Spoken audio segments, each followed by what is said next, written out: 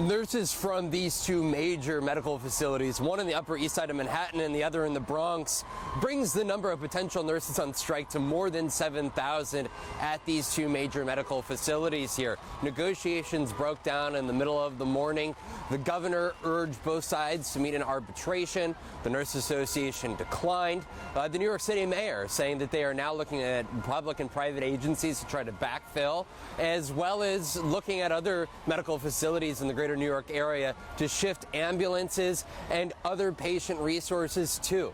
This is a situation where the nurses say that this is no longer about receiving an applause for being pandemic heroes, but now is the time to demand fair contracts. And it's more than just the money, they say, but it's about the patient to nurse ratios inside of these facilities. And that is why they said at sunrise here in New York City this morning, they went on strike because it's about more than the nurses and their own well-being, but it's about the patient's well-being long term.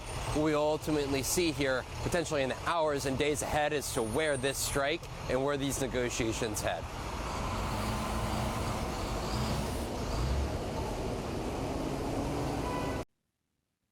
Good morning. Thank you for having me.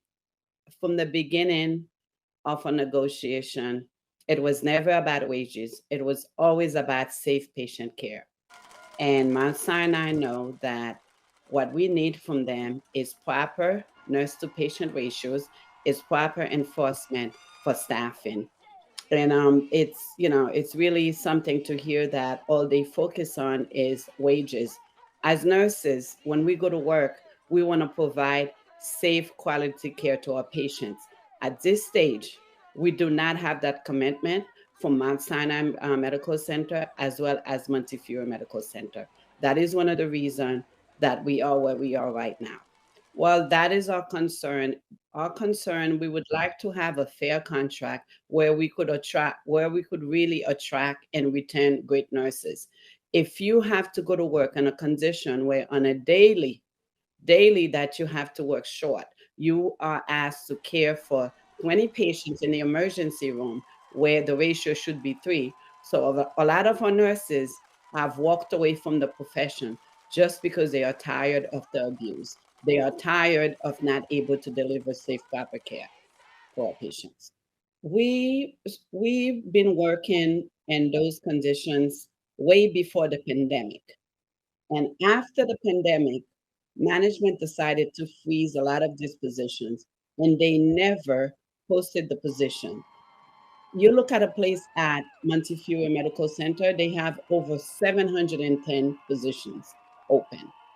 Mount Sinai, 500 position open.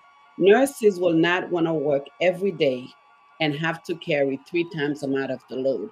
After a while, it's not only physically toxic, but it's mentally toxic. And we want to be able to deliver safe patient care.